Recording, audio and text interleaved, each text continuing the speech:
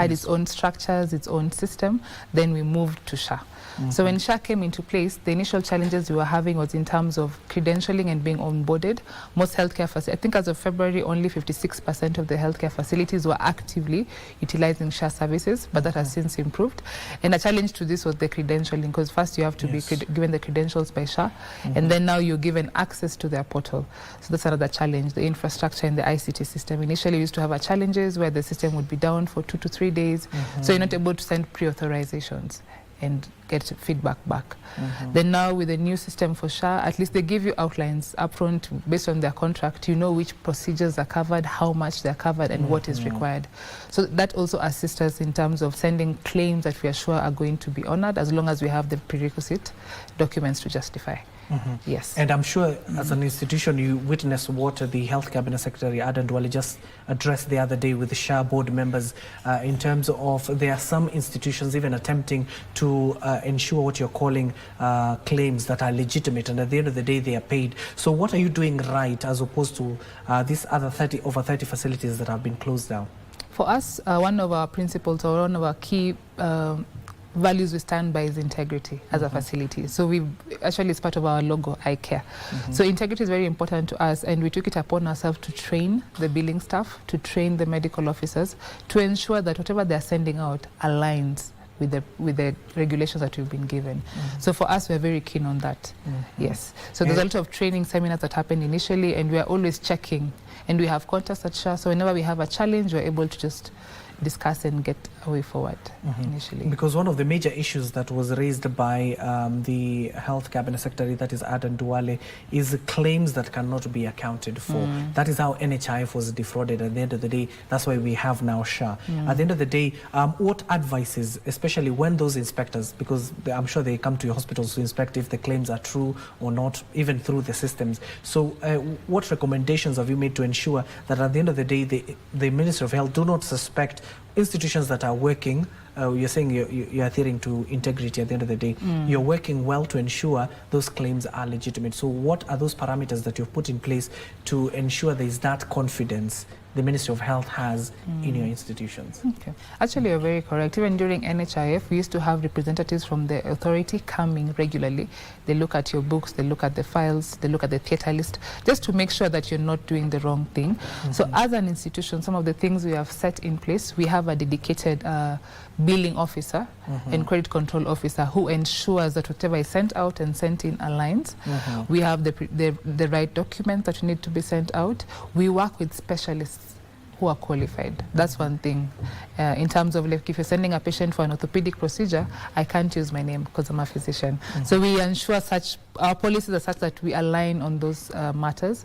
Then, of course, we can't pre-authorize or request for procedures that are beyond our scope. Because, you know, we only have an ICU, we have a theatre, but there are things we cannot do.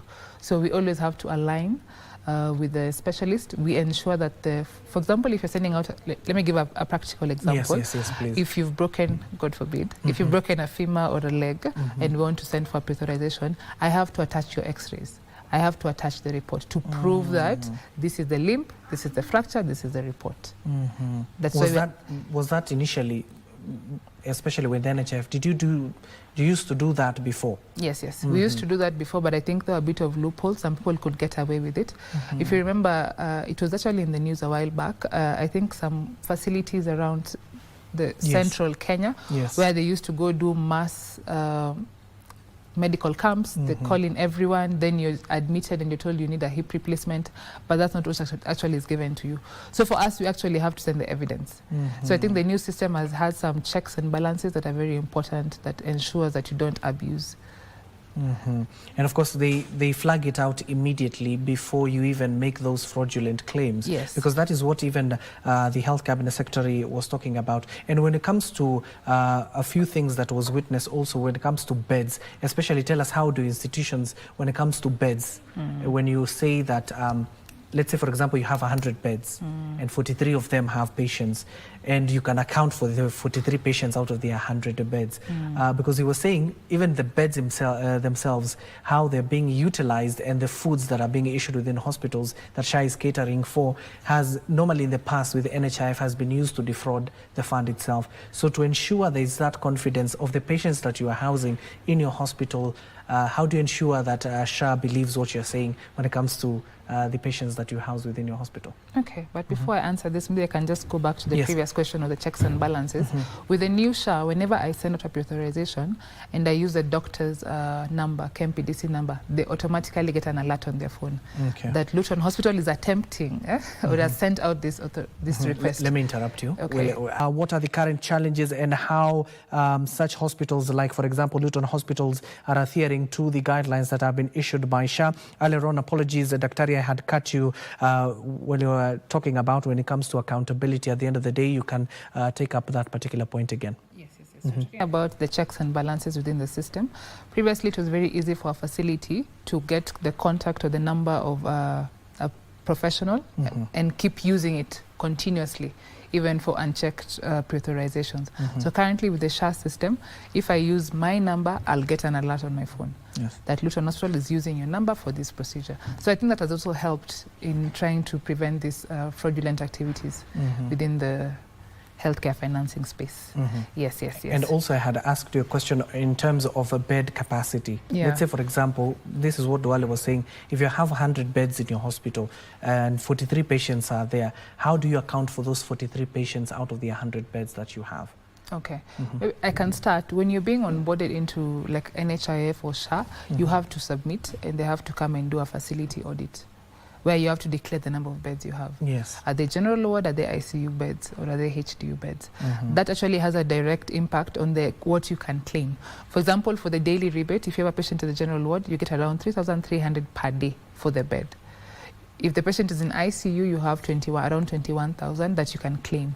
So if you fake the number of beds you have, if you claim that you have ICU beds and you don't have, that means you're going to claim fraudulently for an ICU stay. Okay. Yes. So now what happens that once a patient is admitted, immediately they're admitted, they have to declare their SHA status. Then now you alert SHA or utilize SHA for this patient, not for the daily rebates. Then in case they're ICU, you have to provide a medical report why this patient is in ICU or why we are changing from here to there. For us in the private healthcare system, oftentimes we find that the SHA rebate tends to be much lower than our overall general charge per day. Even in whatever ward or room they're in, it tends to be a bit lower. So how we safeguard against that, or how we protect ourselves from being flagged, is that we ensure we declare the right thing. We have the right kind of beds and the right number of beds. Then each time a patient is admitted, we alert the authority and we provide concurrent medical report. That way the person on the other end who's checking is able to verify that the diagnosis and the admission and the duration of stay tallies. Yes. And in terms of competing, or rather even complementing the private insurance, how do you compare them, this SHA and the private insurance normally that you do receive in your hospitals? Okay, so currently the model that the private insurance have adopted is that they always do net of SHA.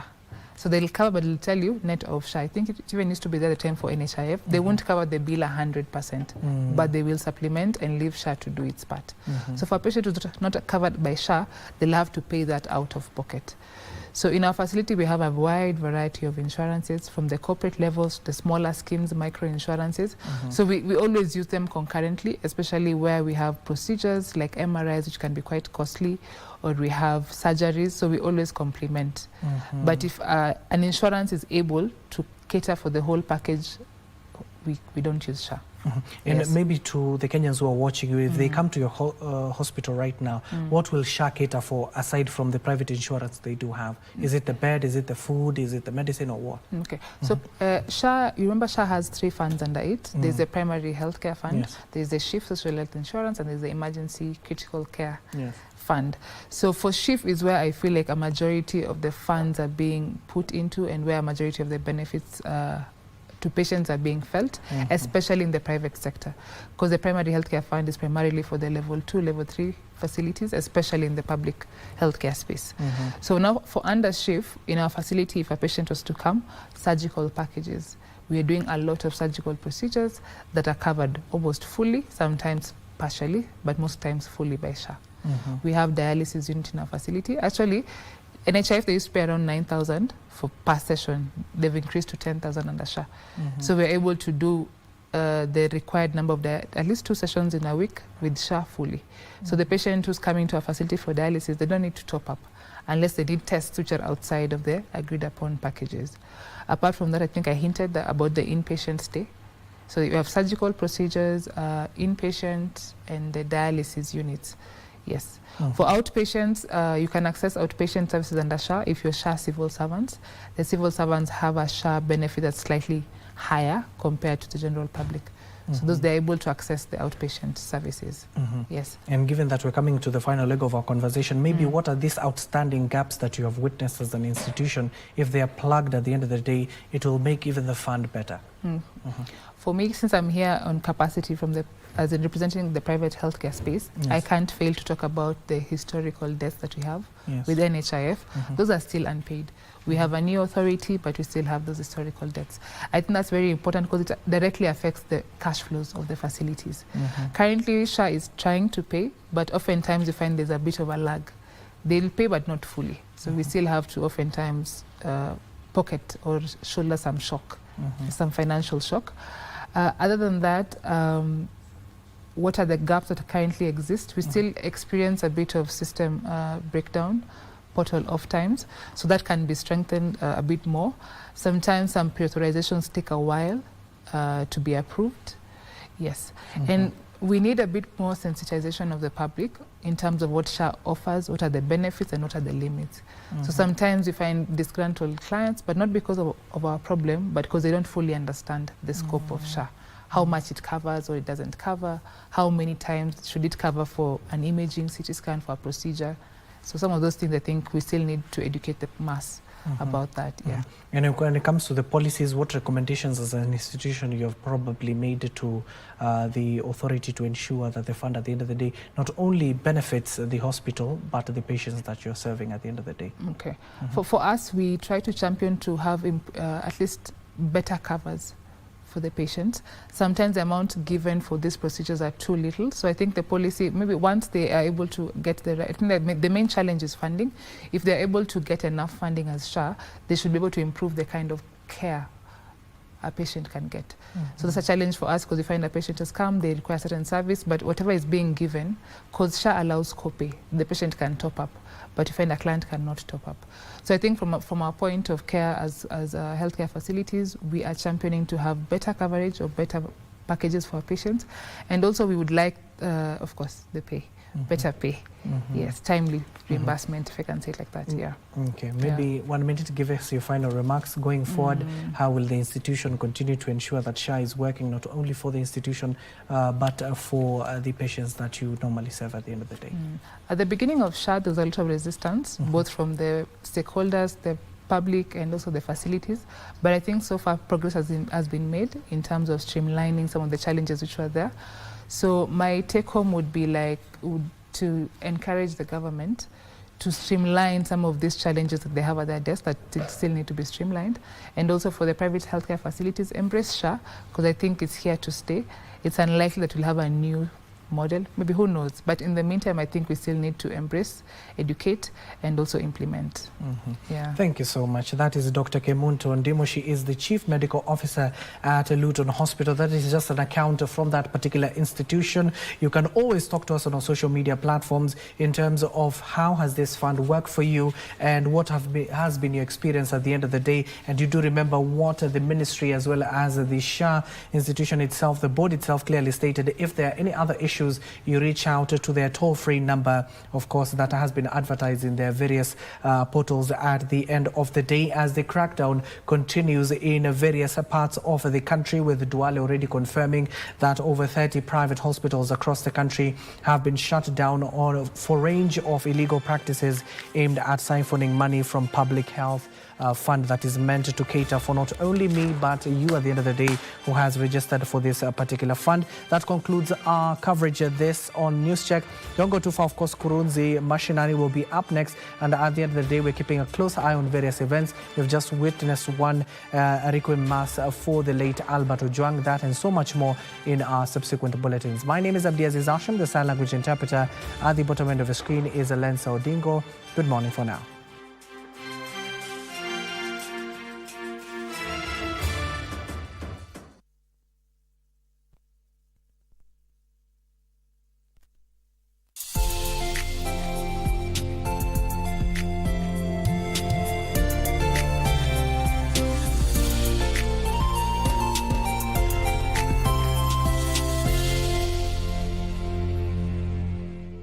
Imagine you have to write a law or a thesis. That's a lot of work. But then you wonder,